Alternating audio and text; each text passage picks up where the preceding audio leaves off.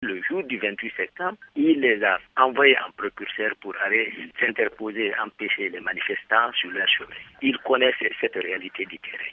Et il a également fait venir 250 nouvelles recrues du centre d'instruction de l'école de l'armée de la mer, dénommé SIAM, qui ont été manipulés, habillés en tenue civile, armés en armes blanches et qui ont causé d'énormes massacres. Et tout ceci, ils connaissent les réalités du terrain. Et nous sommes venus au stade dans les environs de 11 heures. La situation était déjà pure et la responsabilité individuelle que j'ai prise, c'était directement aller pour sauver les leaders.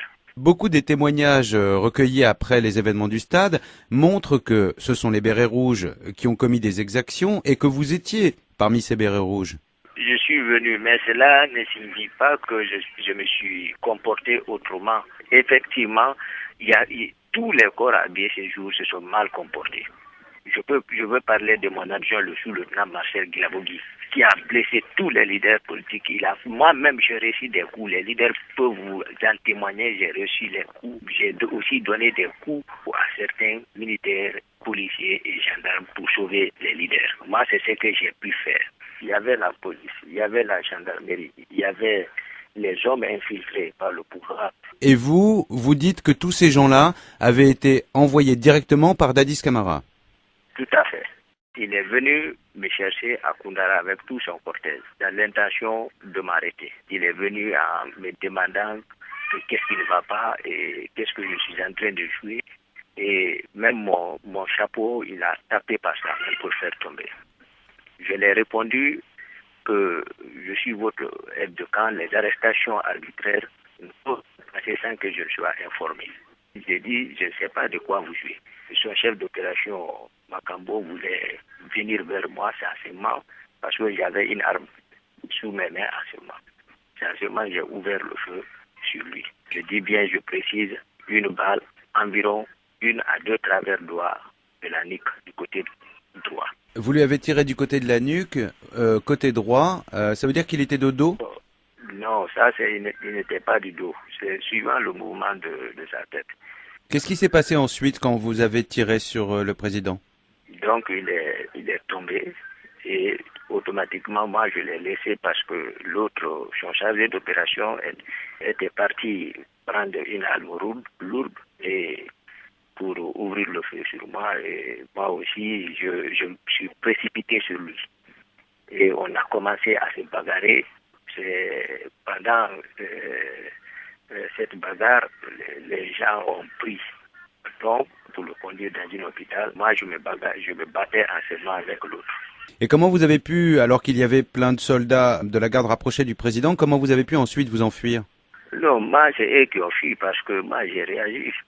J'ai tiré sur lui parce que, bon, à un certain moment, il y avait une trahison totale à mon égard, une trahison totale de la démocratie. Il a essayé de reposer toutes les charges des événements du 28 septembre à ma personne. C'est un acte de trahison qui m'a poussé à réussir avant que ça ne soit à moi mon tour. Donc, c'est extrêmement important parce que les événements du 28 ont été montés et les procès ont été montés.